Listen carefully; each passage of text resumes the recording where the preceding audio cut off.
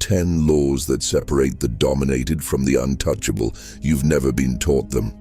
And that's not an accident. Machiavelli didn't write The Prince to make you likable. He wrote it to make you sovereign. The Machiavellian Code isn't about cruelty, it's about clarity. It's the operating system of power that no one admits they're running. And if you felt used, ignored, or walked over despite doing everything right, it's because you've been following the wrong code. The one designed for compliance, not dominance. This video breaks down 10 ruthless laws, not theories, not philosophies. Laws, the kind that govern human behavior whether you acknowledge them or not. Each law contradicts something you were taught to believe. Each law has been used by those who built empires, controlled rooms, and became untouchable. You won't find these in self-help books. You won't hear them in motivational speeches.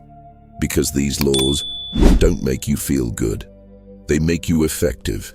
You're about to learn how to command without explaining, how to control perception instead of truth, how to build respect through fear, not familiarity, how to turn boundaries into weapons and kindness into strategy. These aren't suggestions, they're the code. And once you understand it, once you internalize it, you don't just gain power, you become the standard others measure themselves against. 10 laws. No apologies. No softening. Let's decode what makes someone untouchable. Every time you explain yourself, you hand someone a knife. You think clarity builds respect. It doesn't. It builds doubt. When you justify your decisions, you're asking permission to exist. That's weakness dressed as communication. People don't respect transparency. They respect certainty. The moment you open your mouth to defend a choice, you've already lost control of the room. Authority doesn't negotiate. It announces. And the world either bends or breaks. You've seen it. The boss who explains too much becomes the target. The parent who justifies every rule gets challenged at every boundary. The friend who over-clarifies their decisions becomes the one everyone questions. Explanation is emotional labor you're performing for people who don't deserve it. And worse, they smell it. Desperation has a scent. Approval seeking has a texture. The more you talk, the weaker you appear. Power lives in the space between command and silence. Fill that space with words, and you've filled it with weakness. I learned this the hard way. Years ago, I used to walk into meetings armed with logic, data, reasoning. I thought if I could just explain well enough, people would follow. They didn't. They debated, they delayed, they dismantled. Then I stopped explaining. I started declaring, this is what we're doing. No justification, no emotional cushion, just direction. The resistance didn't disappear, but the respect did appear. People stop questioning you when they realize there's nothing to debate. You're not offering options, you're defining reality. This isn't cruelty, it's strategy. Machiavelli knew it. Sun Tzu knew it. Even your dog knows it. Dominance is established through clarity of position, not through the fairness of your argument. When you explain, you're implying there's room for negotiation. When you command, you're declaring there isn't. The brain responds to certainty with obedience. It responds to hesitation with manipulation. If you want control, stop offering reasons. Offer outcomes. The weak ask why, the strong define what. But here's the edge most people miss. Command doesn't mean yelling. It means conviction without apology. It's the tone that says, this isn't up for discussion. It's the posture that communicates finality. You don't raise your voice, you lower the room's temperature. Cold, calculated, unmoved. That's where real power sits. Not in aggression, but in the refusal to be questioned. And once you master that refusal, something shifts. People stop testing you. They start watching you. And the ones who used to challenge you, they either fall in line or fall away. Either way, you've established the only thing that matters in human psychology: the boundary between those who command and those who comply.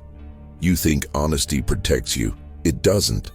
Truth without control is just raw material for other people's narratives. They'll take what you are and twist it into what they need you to be. Authenticity is a trap sold to those who don't understand power. The world doesn't respond to who you are. It responds to what it sees. And what it sees is whatever you allow it to construct. Perception isn't reality, but it's the only reality that matters in survival. If you don't control the image, someone else will. And they won't paint you as powerful. They'll paint you as useful. Look at history. Machiavelli wrote about princes who maintained fear not through brutality, but through calculated image. They weren't always ruthless. They just appeared untouchable. Napoleon wasn't the tallest man in the room, but he controlled how the room saw him. Steve Jobs wasn't always the smartest engineer, but he mastered the perception of visionary dominance. The truth? Irrelevant. What people believed became the foundation of their empires. When you reveal everything, you give away the mystery. And mystery is the breeding ground for respect. People fear what they can't fully understand. They dismiss what they can see through. I watched someone destroy their career by being real. They shared their doubts, their struggles, their process. They thought vulnerability would build connection. Instead, it built contempt. Colleagues stopped asking for their opinion. Bosses stopped considering them for leadership. Why? Because leadership isn't built on relatability. It's built on the illusion of certainty. People don't follow the confused. They follow the composed. You can be falling apart inside, but the moment you let that show, you've handed them the weapon.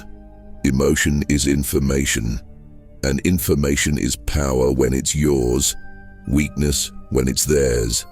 This is manipulation, yes, but manipulation is just psychology without the guilt. Every brand does it. Every politician does it. Every person who's ever earned respect without being the most talented has done it. You curate, you edit, you reveal only what serves your position. The rest stays locked. When someone asks about your weekend, you don't unload. You give them the version that reinforces how you want to be seen. Busy, focused, in control. You're not lying, you're framing. And the frame is everything. People remember the frame, not the details. The mirror you hold up to the world is your armor. Polish it, position it. Make sure every angle reflects strength, clarity, and distance. Distance is critical. The closer people feel to you, the more they think they can touch you. And once they think they can touch you, they think they can break you. Don't let them get close enough to see the cracks. Let them see the surface. Smooth, cold, impenetrable. You're not hiding weakness. You're protecting your position. And in the game of dominance, position is survival. But perception alone won't keep you untouchable. You need something more primal, something most people are too scared to build. You want to be liked. That's your first mistake. Likability is a currency that depreciates the moment you spend it. The more approachable you are, the less seriously you're taken. Familiarity doesn't breed respect. It breeds contempt. People test what feels soft. They push boundaries with anyone who smiles too much, laughs too easily, forgives too quickly. You think warmth builds loyalty. It doesn't. It builds entitlement.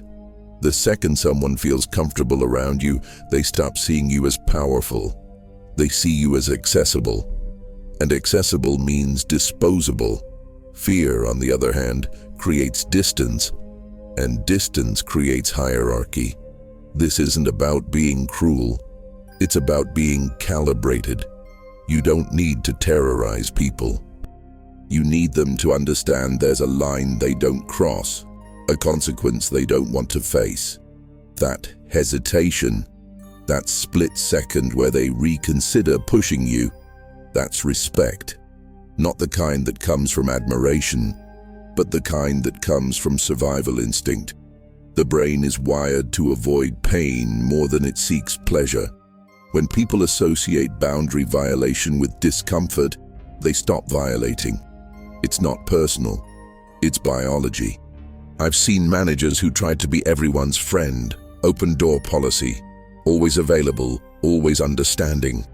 Within months, their team walked over them, deadlines ignored, requests dismissed, respect eroded.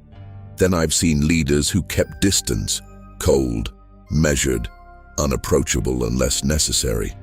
Their teams didn't love them, but they performed. Why? Because there was consequence. Not always explicit, but always felt. A tone, a look, a withdrawal of attention. The fear wasn't of punishment, it was of disapproval from someone whose approval actually mattered because it was rare. Scarcity creates value. Your warmth, your time, your validation. If it's always available, it's worth nothing. This applies everywhere. Relationships, friendships, professional dynamics. The moment you become predictable, you lose leverage. People know how you'll react, what you'll tolerate, where your limits are. And once they map you, they navigate around you. But when there's an edge, something unpredictable, something that suggests crossing you might cost them, they hesitate. That hesitation is power. You don't have to use it. You just have to make sure it's there. Machiavelli said it's better to be feared than loved if you can't be both. He was right. Love shifts. Fear stabilizes. Affection is conditional. Fear is permanent. But here's the nuance most people miss. Fear doesn't mean aggression. It means consequence. It means you've established that certain actions lead to certain outcomes, and those outcomes aren't negotiable. You don't threaten. You don't warn twice. You simply act. One boundary violated, one response executed. Clean, cold, final. People learn fast when the lesson costs them something. And once they learn, they don't forget. They might not like you. They might even resent you. But they'll respect the boundary. And that respect, the kind built on fear of consequence, not hope for approval, that's the respect that lasts. It's also the respect that protects you when the world tries to test what you've built. But respect alone won't keep you safe if you don't understand what holds it in place. You tolerate what you accept, and what you accept defines what you attract. Every time you let something slide, you're teaching the world how to treat you. Boundaries aren't suggestions, they're declarations. They're the invisible architecture that separates the controlled from the controllable. Most people don't have boundaries, they have preferences. They hope others will respect their comfort zones. Hope is not strategy. Hope is weakness, waiting to be exploited. If you don't draw the line, someone else will draw it for you. And they'll draw it where it benefits them, not you. The psychology here is simple. Humans are pattern recognition machines. They test, observe, adjust. When you fail to enforce a boundary, you've sent a signal. This person bends. Once that signal is received, the testing intensifies. They push further. They take more. Not because they're evil, because you've shown them it's possible. You've trained them to disrespect you. And the worst part, you did it silently. With every excuse you made, every time you said, "It's fine," when it wasn't, every moment you swallowed your discomfort to avoid confrontation. That's not kindness. That's self-sabotage disguised as peacekeeping. I used to think setting boundaries would push people away. It did, but only the wrong people. The ones who needed me weak to feel powerful. The ones who thrived on my flexibility because it gave them control. When I started enforcing limits, no explanations, no apologies, just firm lines, something shifted. The dynamic changed. People stopped asking for exceptions. They stopped assuming my time, my energy, my tolerance were negotiable. Some left. Good. They were never aligned with my survival. The ones who stayed, they respected the structure. They operated within it. And the relationship became cleaner. No resentment, no hidden expectations, just clarity. Boundaries are dominance in action. When you say no without softening it, you're asserting control. When you walk away from disrespect without looking back, you're declaring your value. When you refuse to engage with manipulation, you're removing their weapon. Most people fear this. They think boundaries make them cold, distant, unlikable. They're right. Boundaries do create distance. That's the point. Distance is protection. Distance is power. You're not here to be everyone's comfort zone. You're here to protect your psychology, your energy, your position. And anyone who resents that wasn't serving you anyway. But here's where most people fail. They set the boundary, then apologize for it. I'm sorry, but I can't. Stop. The apology cancels the boundary. It tells the other person the limit is negotiable if they apply enough pressure. A real boundary is stated once, enforced consistently. No guilt, no explanation, just consequence. You said no. They pushed. You removed access. That's the sequence.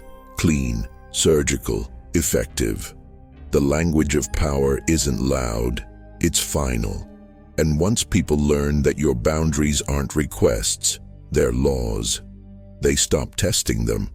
They start respecting them. But even with boundaries in place, there's a deeper layer of control most never access. It's not what you reveal, it's what you hide. You talk too much. Every time you announce what you're planning, you hand your enemies a map. They know where you're going. They know when you're vulnerable. They know how to intercept you before you arrive. Silence isn't passive, it's strategic. The moment you speak your intentions, you invite interference. People will doubt you, discourage you, sabotage you. Not always consciously. Sometimes they just can't help themselves. They see your ambition and feel threatened. They see your plan and feel compelled to critique it. Save them the opportunity. Move in silence. Strike in clarity. Power isn't built in public. It's built in private. The strongest moves are the ones no one sees coming. Look at how intelligence agencies operate. Look at how apex predators hunt. They don't announce. They position. They wait. They calculate. Then they execute. By the time the target realizes what's happening, it's already done. That's the model. You don't explain your strategy while you're in the middle of it. You reveal the outcome when it's irreversible. People respect results. They question processes. Show them the victory, not the war. Show them the empire, not the blueprint. I made this mistake early. I'd share ideas, plans, ambitions with people I thought were close. I'm working on this project. I'm building this skill. I'm going after this position. The response was rarely support. It was caution disguised as care. Are you sure? That sounds risky. Maybe you should wait. They weren't protecting me. They were protecting their perception of me. If I succeeded, it threatened their position. If I failed, it confirmed their doubt. Either way, sharing gave them leverage. Now, I build in the dark. I don't talk about what I'm creating until it's already created. The reaction shifts. There's no room to question, only room to witness. This is manipulation of attention. You control what people focus on by controlling what they see. When you're transparent about your process, you invite scrutiny. When you're opaque, you create mystery. And mystery generates curiosity, respect, even fear. People wonder how you did it. They can't reverse engineer your success because they didn't see the mechanics. That ignorance protects you. It keeps your methods private. It keeps your advantage intact. In a world where everyone overshares, the person who reveals nothing holds all the cards. They become unpredictable, and unpredictability is a form of dominance. But there's a deeper layer. Hiding your intentions isn't just about protecting your plans from others. It's about protecting yourself from your own doubt. The more you talk about what you're going to do, the more you trick your brain into thinking you've already done it. You get the dopamine hit from the announcement, not the achievement. You satisfy the need for validation before you've earned it. Then the motivation dies. Silence keeps the hunger alive. It keeps the tension internal. You're not performing for an audience. You're executing for yourself. And when you finally reveal the result, it speaks louder than any explanation ever could. But even with perfect execution, there's a trap most fall into. They think the work is done. It's not. The real battle is internal. Emotion is reversed control. The moment you react, you've given someone else the steering wheel. They provoke, you respond, they've won. It doesn't matter if your response is anger, sadness, defensiveness, or even joy. If they triggered it, they own it. And they'll use it again. Detachment isn't coldness for the sake of cruelty. It's survival. It's the refusal to let external chaos dictate your internal state. The Stoics understood this. Marcus Aurelius wrote from a battlefield, surrounded by death and betrayal, yet his mind remained his own. That's power, not the absence of feeling, the mastery of it. You've seen people lose everything because they couldn't control their reactions. The employee who snapped at criticism and got fired. The partner who lashed out during an argument and destroyed the relationship. The leader who showed fear during crisis and lost their authority. Emotion is information leaking out. And when it leaks, people know where to strike. They know your buttons, they know your triggers, and they will press them, not because they're evil, but because that's how human psychology works. We test for weakness. We exploit what's vulnerable. If you're emotionally reactive, you're vulnerable. If you're detached, you're untouchable. I used to react to everything. Someone questioned my decision. I defended. Someone disrespected me. I confronted. Someone ignored me. I chased. Every reaction was a confession of where they had power over me. Then I learned to pause, not suppress. That's different. Suppression builds pressure. Detachment releases it. When someone tries to provoke you and you don't react, something breaks in them. They expected a response. They needed it. Your silence or your calm becomes the response. And it's far more unsettling than anything you could say. They realize they can't reach you. That's when they lose leverage. This is neuroscience, not philosophy. Your amygdala, the emotional center of your brain, fires first. It's designed for survival, for quick reactions to threats. But those threats were predators, not emails or passive-aggressive comments. Your brain doesn't know the difference. It treats an insult like a physical attack. That's why you feel the surge, the heat, the need to respond. Detachment is training the prefrontal cortex to override that surge. It's the pause between stimulus and response. In that pause, you reclaim control. You choose whether to engage. You choose the frame. You choose the outcome. Without that pause, you're just a puppet reacting to strings. Detachment also protects you from manipulation. People use emotion as bait. They create drama to pull you into their chaos. Once you're in, they control the narrative. But when you refuse to enter the emotional arena, you remain outside their game. You observe instead of participate. You analyze instead of absorb. This doesn't make you inhuman. It makes you strategic. You still feel. You just don't let those feelings dictate your actions. Cold mind, controlled world. That's the formula. Emotion without discipline is a weapon pointed at yourself. Emotion with detachment is power you can wield when necessary, not power that wields you. But detachment alone won't keep you dominant if you don't understand the architecture of every interaction. There's a structure to power, and it starts with who sets the rules. Every interaction is a battle for the frame. The frame is who sets the tone, who defines reality, who controls the emotional temperature of the room. Most people don't even know this war is happening. They walk into conversations thinking it's an exchange. It's not. It's a negotiation for dominance. Whoever controls the frame controls the outcome. You can have the better argument, the stronger logic, the moral high ground. None of it matters if you're operating inside someone else's frame. They set the rules. You're just playing their game. And in their game, they always win. Watch how this works. Someone criticizes you. If you defend, you've entered their frame. You're now justifying yourself on their terms. They've positioned you as the defendant. They're the judge. You've already lost. The power move: don't defend, redirect, reframe. Interesting perspective. Here's what's actually happening. You've shifted the frame.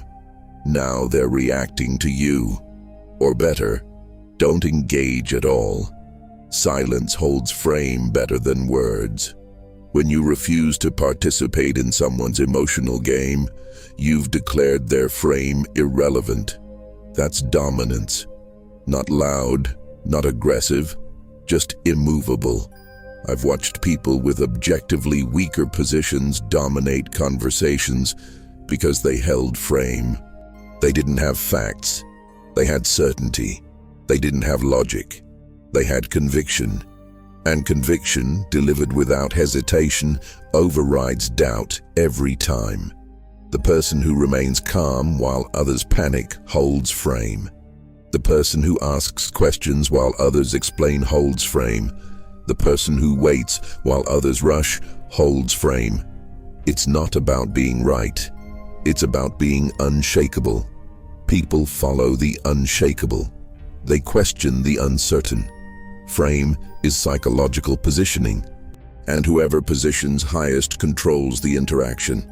This plays out everywhere: negotiations, relationships, conflict, leadership. The boss who walks into chaos and lowers the temperature holds frame. The partner who refuses to match someone's anger during an argument holds frame. The salesperson who treats objections as assumptions rather than rejections holds frame. You're not meeting people where they are emotionally. That's their territory. You're pulling them into your reality, your pace, your tone, your rules. When you operate from your frame, you're not reactive. You're directive. People feel the difference even if they can't name it. But here's the trap. Most people think holding frame means being rigid. It doesn't. It means being centered. You can adapt without losing position. You can listen without surrendering control. The frame isn't about refusing input. It's about filtering input through your lens, not theirs. You decide what's relevant. You decide what gets attention. You decide when the conversation shifts. That's the upper frame. It's not domination through force. It's domination through structure. You're the architect. They're just walking through the building you designed. And once you master this, once you can hold frame even when everything around you is collapsing, you unlock something most people never touch: the ability to turn perceived weakness into calculated strength. Kindness without calculation is just self-sabotage wrapped in virtue. You think being good makes you noble. It doesn't. It makes you exploitable. Every act of generosity you perform without strategic intent is a resource wasted. People don't respect unconditional kindness. They abuse it. They take your time, your energy, your goodwill, and they give nothing back. Why? Because you taught them they don't have to. You made yourself the giver. They became the taker. That's not a relationship. That's a transaction where you're always paying. And payment without return is just loss disguised as morality. Machiavelli understood this. Generosity is useful when it serves your position, when it builds loyalty, when it creates obligation, when it signals power. I have so much I can afford to give. But when kindness becomes your default, when you give to everyone regardless of their value to your survival, you've turned strength into weakness. The psychology is clear. People value what costs them something. Free kindness has no cost. Therefore, it has no value. They don't appreciate it. They expect it. And the moment you stop giving, they resent you. You've created entitlement, not gratitude. You've built dependency, not respect. I used to help everyone. Co-workers who needed favors, friends who needed advice, strangers who needed time. I thought I was being good. I was being stupid. The people I helped the most respected me the least. They saw me as a resource, not a person. The moment I stopped being useful, I stopped being valued. Then I shifted. I made kindness conditional, not cruel, strategic. I helped people who could help me. I gave to those who'd given. I invested in relationships that had return potential. The shift was immediate. People started valuing my time. My advice became sought after, not expected. My generosity became a privilege, not a right. This isn't cruelty, it's fairness. Real fairness. The kind that protects your psychology and your position. When you give strategically, you're building leverage. Every act of kindness becomes a deposit in a relational bank. You can withdraw later. You can call in favors. You can create networks of obligation where people feel indebted to you. That's power. Not the kindness itself, but the structure around it. You're not the good person everyone walks over. You're the powerful person everyone wants to stay aligned with. There's a difference. One gets used, the other gets respected. But here's the nuance. Strategic kindness still looks like kindness. You're not cold. You're selective. You're not withholding. You're investing. The people who receive your generosity feel special because it's rare. It's earned. It's meaningful. And because it's meaningful, it creates loyalty. Real loyalty. The kind built on mutual benefit, not one-sided sacrifice. You're not performing goodness for moral points. You're using goodness as a tool. And tools, when used correctly, build empires.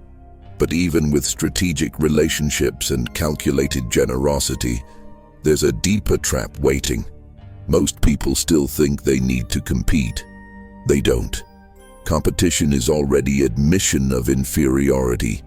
Competition is a confession. The moment you enter the race, you've admitted you're on the same level as everyone else. You're fighting for scraps at a table someone else built. Real power doesn't compete. It transcends. It positions above the battlefield entirely. When you're competing, you're playing by rules others set. You're measuring yourself against standards that weren't designed for your dominance. You're chasing validation from systems that profit from your exhaustion. Stop running. Start positioning. The players compete. The architects build new games. Look at how empires operate. Apple doesn't compete with other phone companies. It redefined what a phone is. Tesla didn't compete with car manufacturers.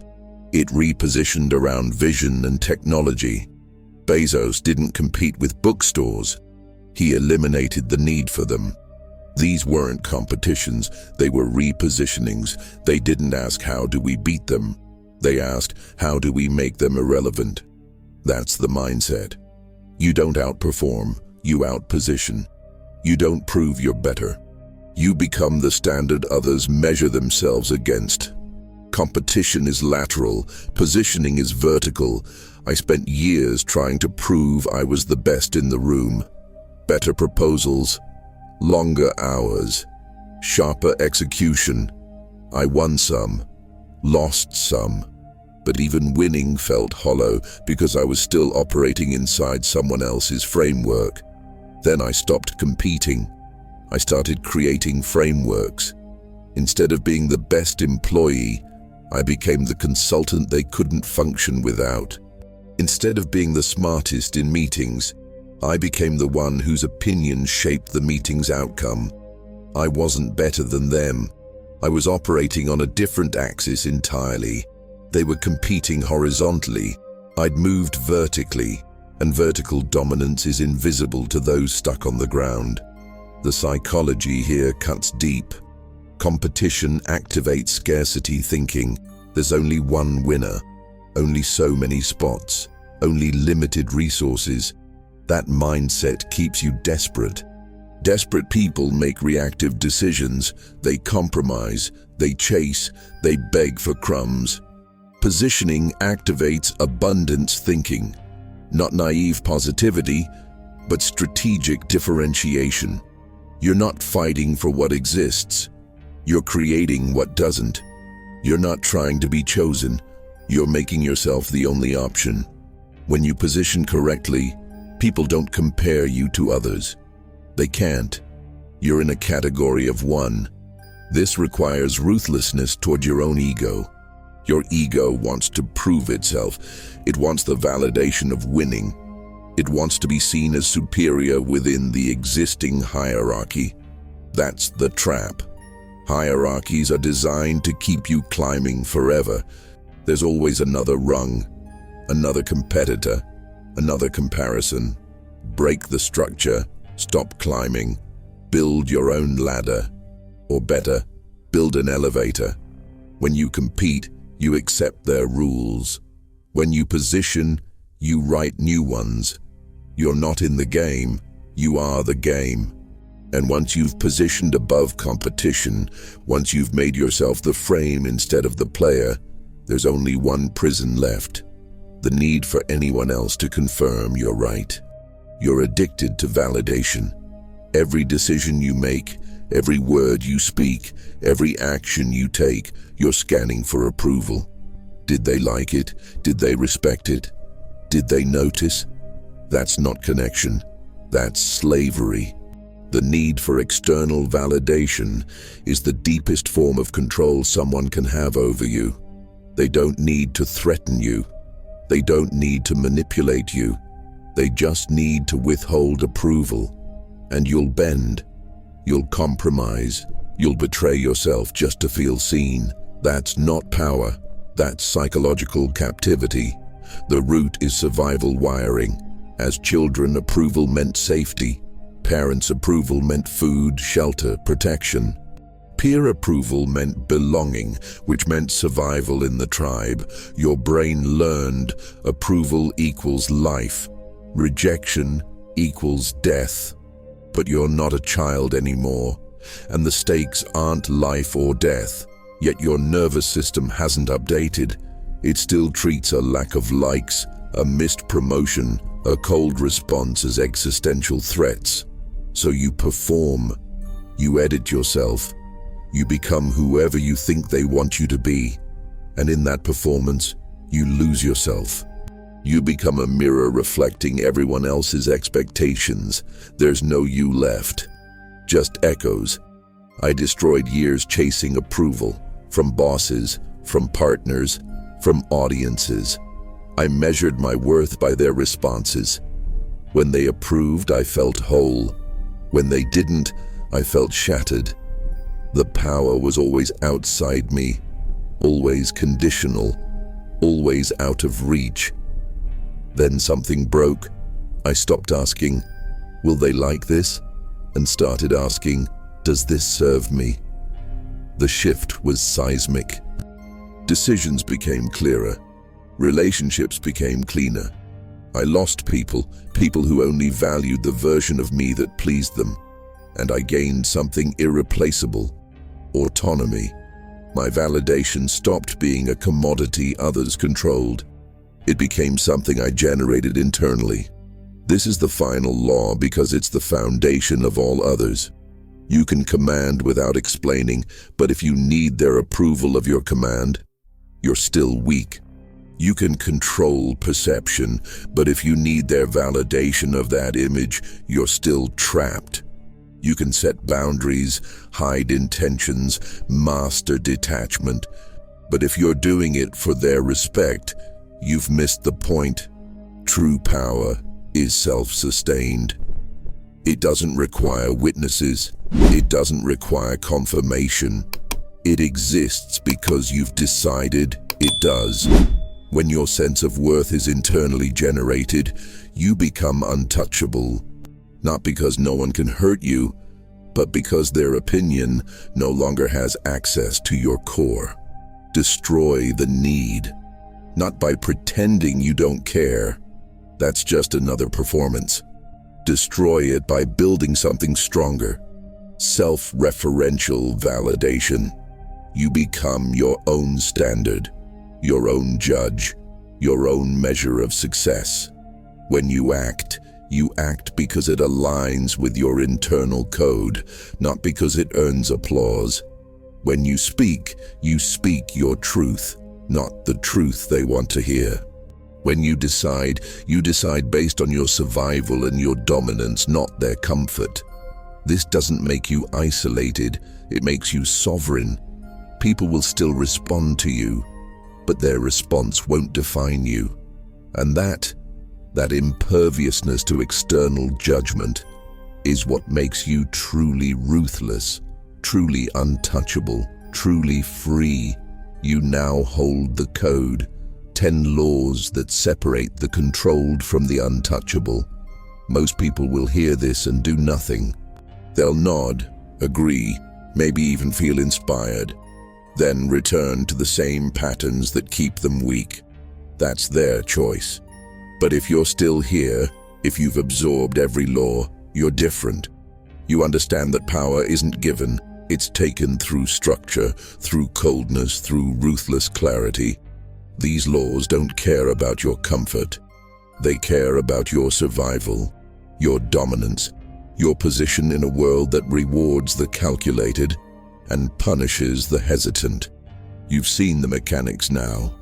Command without explanation. Control perception. Build fear, not familiarity. Enforce boundaries like a sovereign enforces borders. Hide intention. Master detachment. Hold frame. Weaponize kindness. Position above competition. Destroy the need for approval. That's the architecture. That's the code. But if you think kindness was just one law among 10, you missed something. Kindness isn't a strategy most people understand. It's the mistake that destroys them first. Before you master these laws, you need to understand why being good made you weak in the first place. That's what kindness is: the first mistake. Machiavelli warned you. Dissects. It's on screen now. You need to watch it. Not eventually. Now. It's the foundation beneath this code. Without it, you're building power on sand. Knowledge without action is just entertainment. You watched. Now execute. The next video continues this path. It goes deeper into the psychology of control and the silence that breaks people. Watch it. Don't skip. Don't delay. The code only works when you build on it. Now, write this in the comments. I move in silence. I strike in clarity. Write it as a declaration, not a hope, a commitment. The untouchable don't announce, they become.